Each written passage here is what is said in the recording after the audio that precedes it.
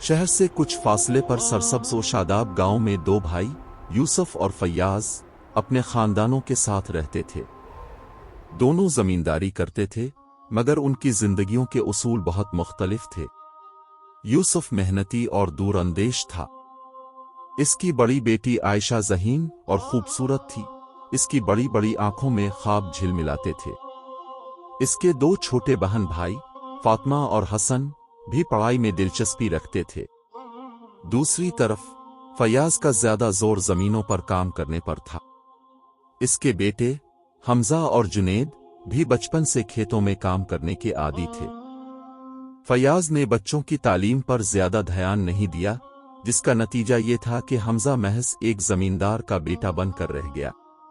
यूसुफ और फयाज ने बचपन में ही यह फैसला कर लिया था कि आयशा की शादी हमजा से होगी। आयशा ने अपने वालिद के ख्वाबों को हकीकत में बदला। वो न सिर्फ दीनी तालीम में माहिर थी, बल्कि इसने आला दुनियावी तालीम भी हासिल की। दूसरी जानिब हमजा के ख्वाब खेतों तक महदूद थे और उसकी सोच गांव से आगे बढ़ने की नहीं थी। वक्त गुजरता गया। आयशा यूनिवर्सिटी से ग्रेजुएट होकर लौटी तो उसके अंदर एक नई दुनिया बसा चुकी थी। वो अपने गांव की तरक्की के ख्वाब देखती थी। वो चाहती थी कि सब बच्चे तालीम हासिल करें और नए मौके पैदा हों। लेकिन जब उसे मालूम हुआ कि उसकी शादी हमजा से तय है, तो वो हैरान रह गई। एक शाम आयशा ने अपने वालिद से बात की। अब्बा, मैं आपकी इज्जत करती हूं, लेकिन हमजा और मेरा रास्ता एक नहीं। मैंने मेहनत की है, ख्वाब देखे हैं। मैं एक ऐसे शख्स के साथ जिंदगी नहीं गुजार सकती जो उन ख्वाबों की कदर न करे। लेकिन यूसुफ ने अपनी जबान से न हटने की कसम खा ली। फयाज ने भी दबाव डाला, अगर ये रिश्ता टूटा तो लोग हमारी इज्जत पर उंगलियां उठाएंगे। खानदान के दबाव और वालिद के वादे की लाज रखते हुए आयशा ने खामोशी से हाँ कर दी, मगर उसका दिल बेचैन था। शादी की तैयारियां मुकम्मल हुईं और आखिरकार वो दिन आ गया। आयशा सुर्ख जोड़े में मलबूस, आंखों में बेसुकूनी लिए दुल्हन बनी, और हमजा, जो बज़ाहिर खुश था, अंदर से आयशा की नापसंदीदगी से आशना था। शादी की रात, जब कमरा सजा हुआ था और हर चीज मुकम्मल थी, आयशा ने हमजा से कहा, अगर चाहते हो कि मैं दिल से तुम्हें कबूल करूं और तुम्हारी इज्जत करूं, तो तुम्हें मेरे एक सवाल का जवाब देना होगा।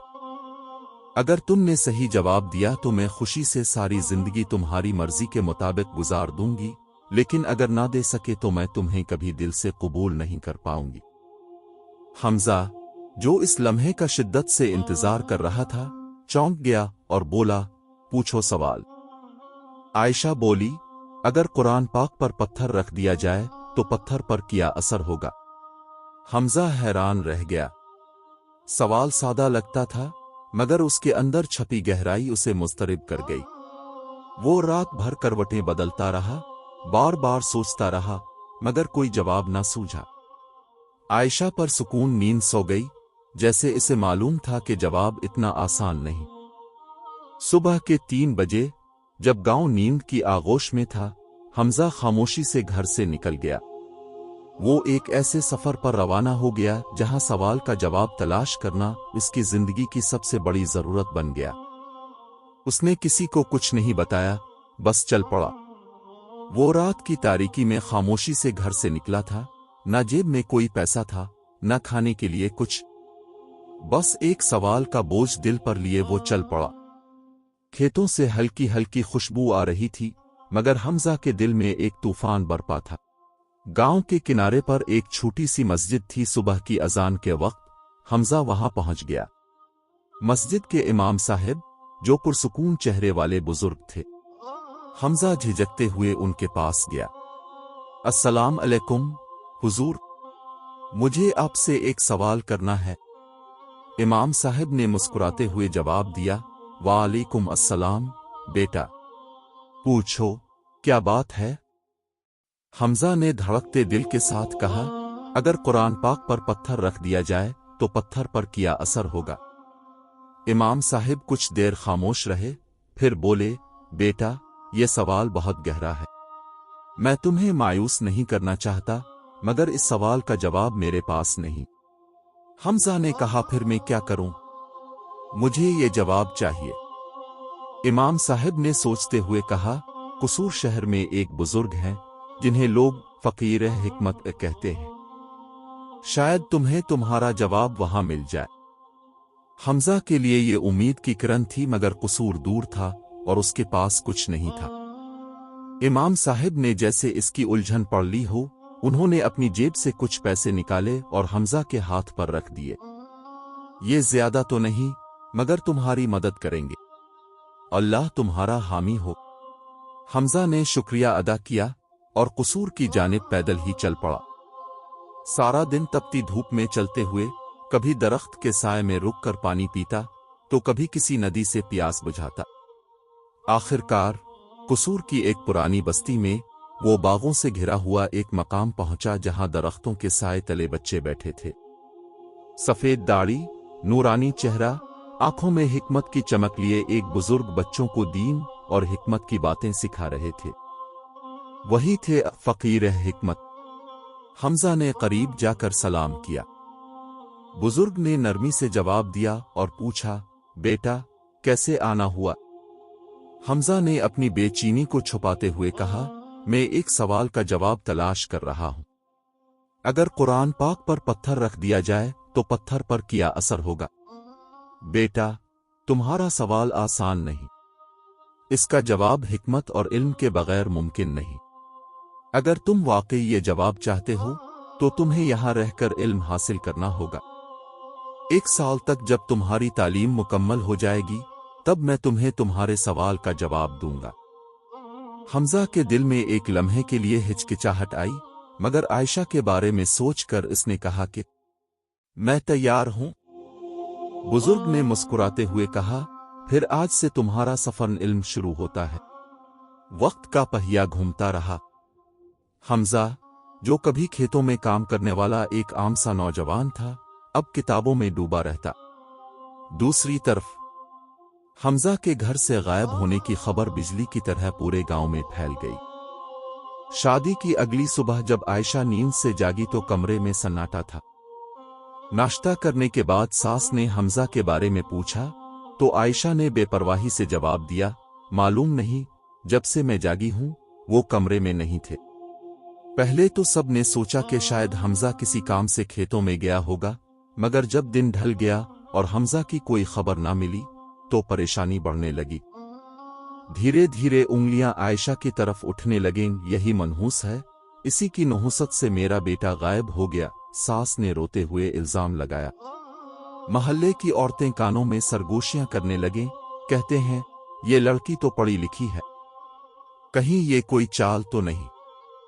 फैयाज और उसकी बीवी का सब्र खत्म हो चुका था। एक दिन गुस्से और गम के तूफान में उन्होंने आयशा को धक्के देकर घर से निकाल दिया।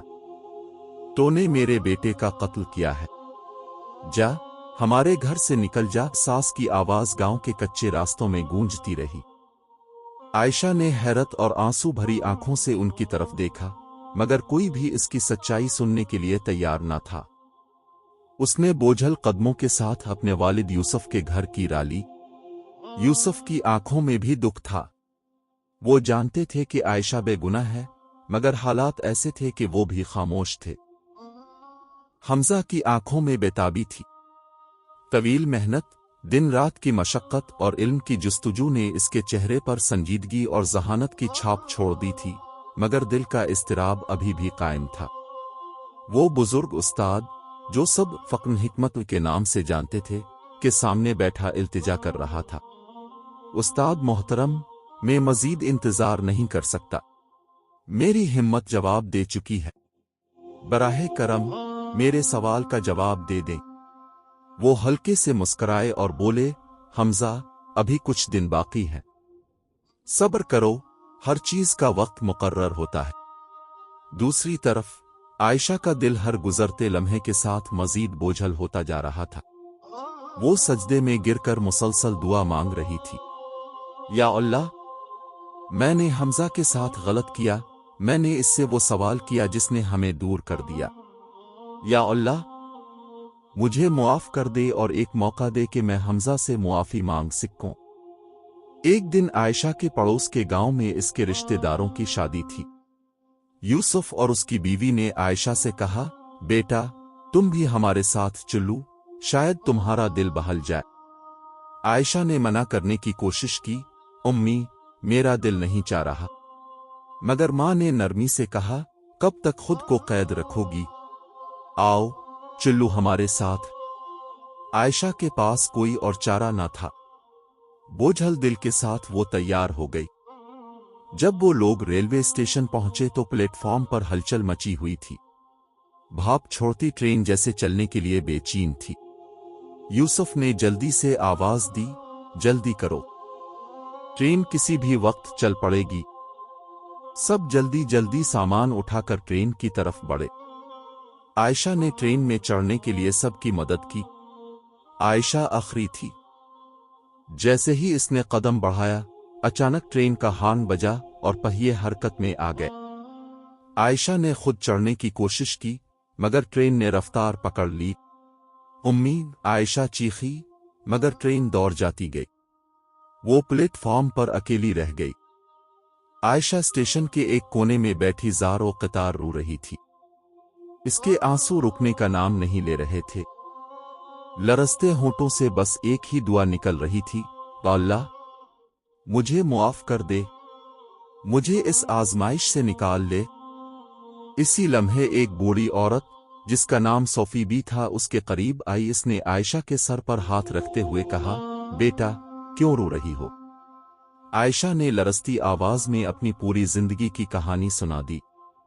बूढ़ी औरत इस कहानी को सुनकर कहने लगी कि मेरे साथ मेरे घर चलो। सोफी भी आयशा को लेकर एक पुरानी मगर वसी हवेली में पहुंची। आयशा ने दरवाजे से अंदर झांका तो चौंक गई। अंदर एक अजीब सा माहौल था। चमकते हुए कपड़ों में मलबूस औरतें, ऊंची हंसी, मौसीकी की धीमी आवाज और कमरे के कोनों में बैठी लड़कियां जिनकी आंखों में खामोश कहानियां थीं। आयशा का दिल धक से रह गया।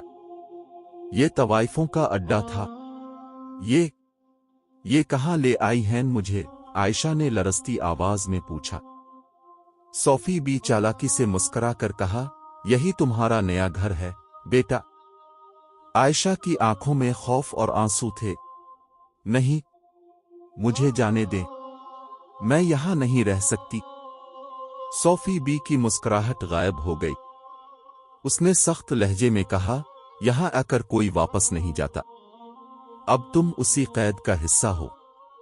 आयशा का दिल डूब गया। उसने रोते हुए कहा, मुझे सिर्फ एक जाए नमाज और कुरान दे दें। अल्लाह की कसम, मैं आपके किसी काम की नहीं हूं। सोफी बी ने एक सर्द आह भरी और इशारा किया। एक लड़की ने आयशा को जाए नमाज और कुरान ला कर दिया। आयशा ने कमरे के एक अंधेरे गोशे में खुद को बंद कर लिया। वो सजदे में गिरकर अल्लाह को पुकारती रही, आंसू बहाती रही और उस कैद से रिहाई की दुआ करती रही। इसकी तिलावत की आवाज पूरे अड्डे में गूंजती और आहिस्ता आहिस्ता वहां आने वाले मर्द कम होने लगे। कुरान की बरकत से वो जगह जैसे पाकीज़गी के नूर में ढलने लगी। सोफी भी परेशान हो गई थी। उसका कारोबार ठप होता जा रहा था। बिलाखिर जब कारोबार मुकम्मल तौर पर मुतासिर होने लगा तो सोफी बी ने फैसला किया कि ये जगह छोड़कर किसी और शहर जाना होगा। कुछ दिन बाद सोफी बी ने अड्डा कैसावर की एक पुरानी इमारत में मुंतकिल कर दिया। मगर हैरत अंगेज तौर पर यहां भी आयशा की इबादत ने माहौल पर असर डालना शुरू कर दिया। जहां लोग कसरत से आते थे, अब उनकी आमद आहिस्ता आहिस्ता कम होने लगी। इसी कैसावर शहर में हमजा भी अब एक बावकार आलम और हिकमत का तालिब इल्म था, मगर हमजा का दिल जवाब जानने के लिए बेचैन था। बुजुर्ग ने हमजा की बेचैनी भांप ली और इसे एक पुरानी बिल्डिंग का पता दिया और कहा कि वहां ये 100 रुपए देकर रात गुजारनी है, तुम्हारा जवाब वहीं मिलेगा। हमजा कैसावर की गलियों में इस बिल्डिंग की तलाश में निकला। पुरानी खस्ता हाल गलियों से गुजरते हुए इसने कई लोगों से पता पूछा। एक दुकानदार ने चौंक कर पूछा, बेटा तुम यहां क्या कर रहे हो? ये तो तवाइफों का अड्डा है, तुम तो नेक लगते हो, वहां मत जाओ। हमजा के कदम रुक गए। तवाइफों का अड्डा? शायद उस्ताद ने गलत पता दे दिया है। वो वापस पलट गया और बुजुर्ग के पास पहुंचा। उस्ताद जी, आपने मुझे गलत जगह का पता दे दिया। मैं वहां कैसे जा सकता हूं? बुजुर्ग ने गहरी नजर से देखा और कहा, यही तुम्हारी आजमाइश है हमजा। सवाल का जवाब आसानी से नहीं मिलेगा। तुम्हें वहां जाना होगा।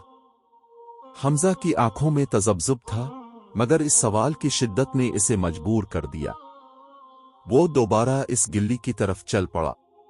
वो अंदर दाखिल हुआ।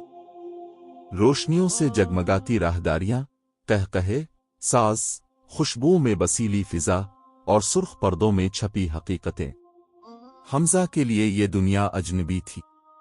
और फिर इस हुजूम में कहीं एक कमरे से तिलावत की आवाज आ रही थी। वो आहिस्ता आहिस्ता गुजरता हुआ इस कमरे की तरफ बढ़ा जहां से तिलावत की मध्यम आवाज सुनाई दे रही थी। दरवाजे के करीब पहुंचकर हमजा ने अंदर झांका। एक लड़की, जिसकी पुश्त उसकी जानिब थी, जाए नमाज पर बैठी कुरान की तिलावत कर रही थी। इसकी आवाज में ऐसा सोज था कि हमजा का दिल बे-इख्तियार पिघलने लगा। हमजा खामोशी से एक तरफ बैठ गया। उसने आंखें बंद कीं और खुद भी इबादत में मशगूल हो गया। वक्त जैसे रुक सा गया था। रात की तारीकी में बस दो सजदा रेज रूहें थीं और उनके आंसुओं की खामोश कहानी। रात भर दोनों अपनी अपनी इबादत में मसरूफ रहे, बगैर एक दूसरे से बात किए, बगैर एक दूसरे की मौजूदगी से वाकिफ हुए। सुबह की पहली किरण जब खिड़की से अंदर आई तो हमजा ने आंखें खोली। वो लड़की अभी भी सजदे में थी। हमजा ने जेब से 100 रुपए निकाले, जमीन पर इस लड़की के करीब रख दिए। हमजा आहिस्ता से उठा और दरवाजे से बाहर निकल गया, दिल में हजारों सवाल लिए। बुजुर्ग के पास पहुंचकर हमजा की बेचैनी बढ़ चुकी थी। उस्ताद मोहतरम, मैंने आपके कहने पर वहां रात गुजारी। अब बराहे करम मेरे सवाल का जवाब दे दें। हमजा की आवाज में इल्तिजा थी। फक्र हिकमत ने हमजा की आंखों में झांकते हुए नर्म लहजे में कहा, हमजा, तुम्हारा सवाल मुकम्मल तौर पर अभी हल नहीं हुआ। तुम्हें वहीं वापस जाना होगा, एक और रात। ये लो 100 रुपए और दोबारा जाकर वहां रात गुजारो। हमजा हैरान रह गया। दोबारा? हमजा वापस इसी बिल्डिंग की गलियों की तरफ चल पड़ा। इसके दिल में अजीब कश्मकश थी। इसका जहन इस लड़की के बारे में सोच रहा था, जिसकी तिलावत ने इस जगह के माहौल को बदल कर रख दिया था। कौन थी वो, और ऐसी जगह पर क्यों? क्या वो भी किसी आजमाइश से गुजर रही है? रात होने लगी। इस बिल्डिंग की रौनकें दोबारा जागने लगीं। हमजा आहिस्ता आहिस्ता इसी कमरे की तरफ बढ़ा। आयशा पहले ही जाए नमाज पर बैठी थी। इसकी पुश्त हमजा की जानिब थी। उसने महसूस किया कि कोई दाखिल हुआ है, मगर इस बार उसका दिल बेचैन हो गया। वही है? क्या ये फिर आया है? हमजा चुपचाप एक तरफ बैठ गया और इबादत में मशगूल हो गया, मगर इस बार उसकी तवज्जो बार बार भटक रही थी। आयशा के दिल में सवालात का तूफान था। क्या ये जानबूझकर आ रहा है या ये भी किसी आजमाइश में है? ये शख्स जो मस्जिद या मदरसे में इबादत कर सकता है, वो यहाँ क्यों आता है? क्या ये भी किसी मजबूरी का शिकार है जैसे मैं? सुबह के वक्त जब हमजा जाने के लिए उठा तो उसने दोबारा 100 रुपए आयशा के करीब रखे और चला गया। आयशा ने पहली बार इस रकम को गौर से देखा। उसने रकम उठाई, मगर उसकी आंखों में सवाल थे। ये शख्स कौन है और क्यों मुझे ये पैसे देकर चला जाता है? हमजा फकीर हिकमत के पास आया और कहने लगा कि मैं अब और सब्र नहीं कर सकता, मुझे आज हर हाल में जवाब चाहिए। फकीर हिकमत ने हल्की सी मुस्कुराहट के साथ कहा, अगर जाए नमाज पर शराब पी जाए तो ये कैसा होगा? हमजा का दिमाग घूम गया। ये सवाल तो पहले से भी ज्यादा पेचीदा था। लेकिन उस्ताद जी, ये कैसा सवाल है? जाए नमाज तो पाकीज़गी की अलामत है और शराब नापाक। इन दोनों का साथ कैसे हो सकता है? हमजा ने हैरानी से पूछा। फकन हिकमत ने कहा, यही तुम्हारी आजमाइश है हमजा। तुम्हें ये दोनों जवाब तुम्हें इसी जगह से मिलेंगे। ये लो 100 रुपए और मजीद एक रात वहां गुजारो। जब दोनों सवालों के जवाब तुम्हारे सामने होंगे तो तुम्हारी तलाश भी मुकम्मल हो जाएगी। हमजा गहरे ख्यालात में डूबा इस बिल्डिंग की तरफ चल पड़ा। दूसरी तरफ आयशा ने भी इस अजनबी को देखकर अपने दिल में एक फैसला कर लिया था। मैं इससे जरूर पूछूंगी, ये शख्स कौन है जो बार बार यहां आता है जबकि ये कहीं और जा सकता है। तीसरी रात, घड़ी की सुइयां रात के 12 बजा चुकी थी। आयशा ने अपने चेहरे को निकाब में छुपाया और हिम्मत करके इस अजनबी के पास गई और कपकपाती आवाज में पूछा, तुम यहां क्यों आते हो? क्या मजबूरी है तुम्हारी? हमजा ने चौंक कर उसकी तरफ देखा। ये पहली बार था जब इस लड़की ने इससे बात की थी। निकाब के पीछे आयशा की आंखों में बेशुमार सवालात थे। हमजा ने गहरी सांस ली और नजरें झुका ली। उसकी आंखों में हैरानी, दर्द और एक ना समझ आने वाली कैफियत थी। तुम नहीं जानती कि मैं कितना दुखी हूं। ये साल मेरे लिए अजियत और तकलीफ का एक ना खत्म होने वाला सफर था। मगर तुम यहां, तुम ये सब क्यों सह रही हो? अगर तुम्हें कुरान और नमाज पढ़नी थी तो इस बदनाम जगह पर क्यों? आयशा की आंखों में आंसू झलकने लगे। उसने गहरी सांस ली और अपनी कहानी सुनाने लगी। उसने इसे अपने बारे में बताना शुरू कर दिया कि उसकी शादी उसके कजिन से हुई थी और उसने शादी की रात अपने शौहर से एक सवाल किया कि कुरान पर पत्थर रखा जाए तो पत्थर पर क्या असर होगा। मुझे लगा था कि मेरा शौहर मेरे मेयार पर पूरे नहीं उतरता। मुझे अपनी तालीम पर गुरूर था और अपने शौहर को जमींदारी में उलझा हुआ एक आम इंसान समझ बैठे। मुझसे बहुत बड़ी गलत होगी। इसकी आवाज भर आई और फिर इस सवाल के बाद मेरा शौहर कभी नजर नहीं आया। ससुराल वालों ने मुझे मनहूस कहा, घर से निकाल दिया। मेरे अपने माँ बाप भी मजबूर थे। फिर वो दिन आया जब मैं स्टेशन पर रह गई, अकेली, बेसहारा। और फिर स्टेशन से सिपाही ने मुझे यहां लाकर कैद कर लिया। मगर मैंने कभी अपने दामन को आलूदा नहीं होने दिया। कुरान की बरकत थी या शायद मेरा सब्र, कोई मर्द मेरे करीब नहीं आया। यहां पर रहकर अल्लाह ने मेरी इज्जत की हिफाजत की। हमजा की आंखों में आंसू तैरने लगे। वो खामोशी से आयशा के करीब गया, इसके दोपट्टे का किनारा हटाया और आहिस्ता से बोला, आयशा, का वो पत्थर में हूं? आयशा ने हैरानी से इसकी आंखों में झांका। वो लम्हा जैसे थमसा गया। फिर दोनों की आंखों से अश्क बहने लगे। दोनों ने एक दूसरे को गिले लगा लिया। माजी की तमाम गलतफहमियां, तकलीफें और जुदाइयां जैसे इस लम्हे में तहलील हो गईं। हमजा ने आहिस्ता से कहा, आयशा, मैंने तुम्हारी जुदाई में इल्म की तलाश का सफर शुरू किया और आखिरकार तुम तक पहुंच गया। फकीर हिकमत की आजमाइश और वो सवाल, सब हमें दोबारा मिलाने का एक जरिया था।